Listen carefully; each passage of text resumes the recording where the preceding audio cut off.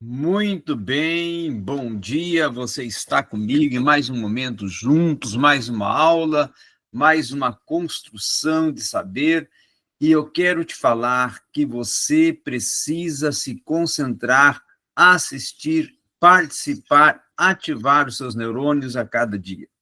Esse espaço que criei, que produzi, é um espaço justamente para produzir um upgrade no seu conhecimento.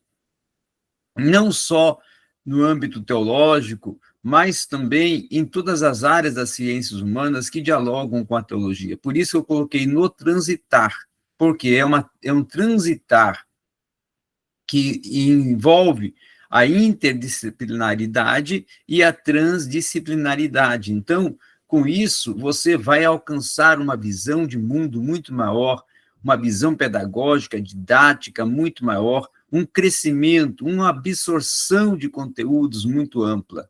Por isso, eu te peço também que faça 3 coisas. Primeiro, sempre assista até o final. Segundo, compartilhe o conteúdo. Terceiro, dê o seu like. Também, além disso, se inscreva no nosso canal. Outro sim. Você quer ter aula de teologia comigo? Quer? Venha fazer aulas de teologia online, por videoconferência comigo. Entre em contato pelo 62 981 09 1777. 62 981 09 1777. Também ofereço cursos como de neurolinguística, hermenêutica filosófica, escatologia e também a mentoria acadêmica, que é extraordinária para você que está nessa jornada acadêmica. Entre em contato comigo, vamos conversar, 62 981 09 1777.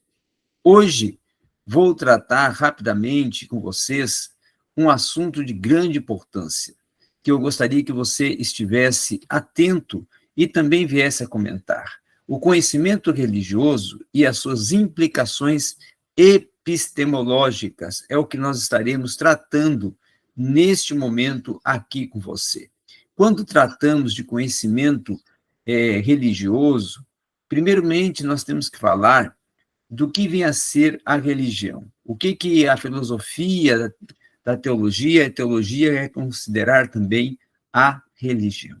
A religião é uma prática humana, primeiramente, complexa e que inclui emoções distintas. Essa seria uma epistemologia, tá? Da religião, que eu estou fazendo aqui. Crenças, atos e criações artísticas e musicais que expressam e promovem um sentido do sagrado. As pessoas que pertencem a uma tradição de fé particular geralmente vão pensar que têm conhecimento religioso adquirido através da prática de sua religião, nas suas crenças religiosas e que forma apenas uma parte da prática. As crenças têm um papel mais central para algumas pessoas do que para outras. E, inclusive, as crenças, elas são muito mais significativas e importantes em algumas religiões do que em outras, tá? E também vale a pena considerar e colocar que o cristianismo é uma religião pautada em doutrinas, em ensinamentos, em teologia, em propostas, tá? Então, os filósofos epistemológicos, que vão colocando principalmente definições e conclusões e pressuposições dentro de vários fatos e casos também distintos, vão falar sobre a religião da forma como eu acabei de mencionar e tratar, tá? E os filósofos epistemólogos, eles se interessam até por saber se os ensinamentos de qualquer religião são verdadeiros, até porque muitas religiões oferecem respostas às perguntas que os filósofos fazem. Por exemplo, qual é a origem do mundo material? Qual é a natureza da pessoa humana? Existe um Deus? De onde vieram o bem e o mal? Existe uma vida após a morte? Os filósofos, então, fazem essas perguntas, eles participam com essas inquirições sobre as religiões, tá? Então, a filosofia, também podemos dizer que ela se torna uma prática, embora as regras da filosofia sejam elas próprias um tema de debate filosófico, é justo também dizermos que os filósofos epistemólogos sempre tiveram padrões especialmente feitos, inclusive, para que se proponha questões pertinentes, principalmente a perguntas que são e padrões que são propostos na medida até que as crenças, tá, de uma prática religiosa distinta venham a ser propostas, desenvolvidas, aplicadas e dialogadas. Então, nós temos que ver que os filósofos epistemólogos, eles sempre vão fazer distinções do que aquelas comumente feitas fora da prática da filosofia. Uma importante distinção para o tema desse capítulo, inclusive, é a distinção entre conhecimento e crença razoável. Os filósofos quase sempre vão concordar que você não pode conhecer algo a menos que seja verdade, mas pode também ser razoável para você, muitas das vezes, vir até, inclusive, acreditar em algo mesmo que seja falso. Tá? Então, por exemplo, você pode até perfeitamente, de uma forma razoável, acreditar que uma doença de colesterol, ela aumenta as suas chances, inclusive, de contrair outras doenças, como as doenças cardíacas. Mas se essa crença for falsa, você não a conhece. Isso é um exemplo que eu estou dando. Assim, acreditar razoavelmente não garante que você vai obter a verdade. E por isso não vai garantir também que o conhecimento, como nós estamos muitas vezes vendo, ele vai ser o contetor de uma verdade distinta. Então, é possível, muitas das vezes, que você venha a obter um determinado conhecimento, um determinado assunto, venha dominar uma determinada área, né? Venha conhecer ela profundamente, mas, ao mesmo tempo, pode que a verdade ou a crença que você alcançou e descobriu, ela não seja a realidade total. Então, é com isso que é preciso trabalhar. Em outras palavras, a verdade, na verdade, é uma razoabilidade, certo? É um conhecimento, é uma combinação de conhecimento, razoabilidade, integridade, fidelidade, autenticidade. E assim a verdade religiosa se torna uma razoabilidade na crença religiosa. Por quê? Porque é um conhecimento, uma combinação e uma construção. E isto leva-se a alcançar e a discutir e trabalhar com alguns limites para que esta razoabilidade, de uma forma epistemológica, seja descrita, desenvolvida, analisada, avaliada e chegada às conclusões definidas e propostas. Então, é interessante, é importante, é significativo falar que a crença religiosa, ela se torna princípio orientador e norteador de uma filosofia que nós podemos considerar até iluminista. Tá? E nós vamos, por exemplo, ver que, no contexto filosófico, alguns filósofos geralmente começam propondo alguns casos de contexto paradigmático no conhecimento e vão se limitar a uma forma como o conceito de conhecimento que é aplicado fora até do domínio dos paradigmas. Então, tipicamente, nós podemos dizer que os paradigmas, eles consistem, tá, em casos que são simples de conhecimento perceptivo, de conhecimento baseado também na memória, e de casos que são incontroversos de conhecimento científico. Então, é dentro dessa proposta, dentro dessa ótica, dentro desse olhar e dessa perspectiva que se vai trabalhando. E aí, é importante, nós percebemos que o conhecimento que deriva justamente de uma sabedoria e de uma tradição excepcional, ele vai depender de experiência. Por quê? Porque ele é considerado um conhecimento empírico.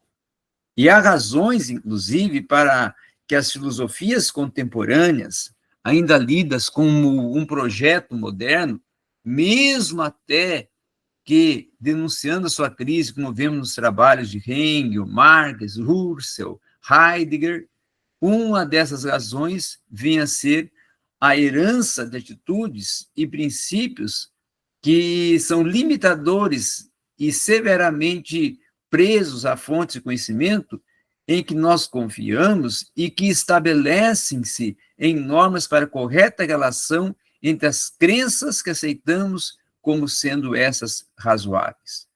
Então, a maioria dessas atitudes, elas, como já vimos nos capítulos e nas aulas, nos momentos que nós estamos tratando, elas são provedoras de debate, são provedoras de situações. E, muitas das vezes, um projeto ele é fundamentado numa possibilidade de um conhecimento distinto e de uma teoria que é proposta, certo? Uma teoria que vai ser até, muitas vezes, experimentada para ver se no projeto ou ela vai de encontro a esse projeto e sustentabiliza esse projeto. Então, dentro de uma visão que ela se torna uma visão mais ampla, nós podemos dizer que existem questões que precisam ser pensadas para podermos ver a conscienciosidade, tá? Epistêmica. E essa conscienciosidade epistêmica, que é pautada justamente nas emoções, na confiança, na autoridade, no testemunho, na imitação e na sabedoria, ela está presente, sim, no desenvolvimento do conhecimento religioso. Então, nós podemos até alegar que algumas reivindicações, que até nós já mencionamos aqui, nesta ênfase que acabamos de colocar, dessas questões, desses elementos propulsores do conhecimento religioso, eles muitas vezes estão separados, mas na verdade estão todos unidos. E nós podemos até alegar que as emoções não fundamentam as crenças morais dessa maneira, mas nós temos que ver que elas fazem parte deste contexto, tá? Desta proposta. Então, a verdade, uma premissa, sempre está estabelecida a partir de uma argumentação e do que ela vai envolver e vai causar de repercussão dentro do interior do ser. Então, a religião, que passa a ser uma prática, também passa a ser um vínculo, também passa a ser um propósito, uma proposição, um caminho de até vamos assim, uma mensuração do ser no seu aspecto até psíquico, tá?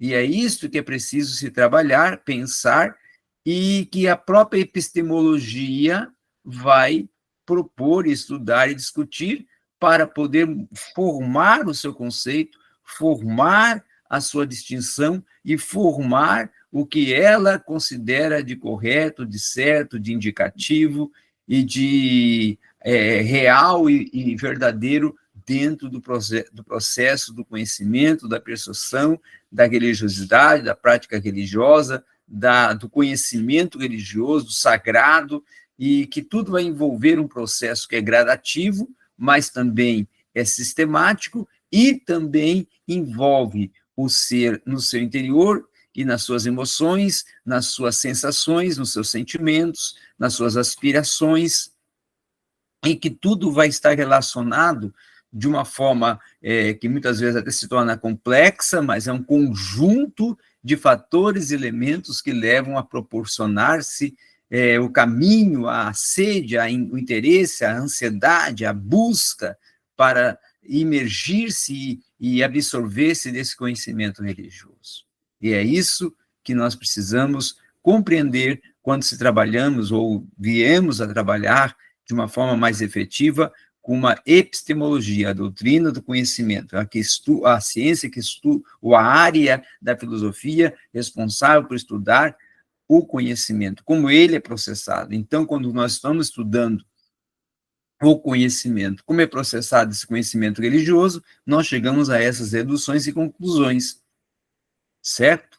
É isso que nós precisamos pensar, refletir e mensurar. Obrigado.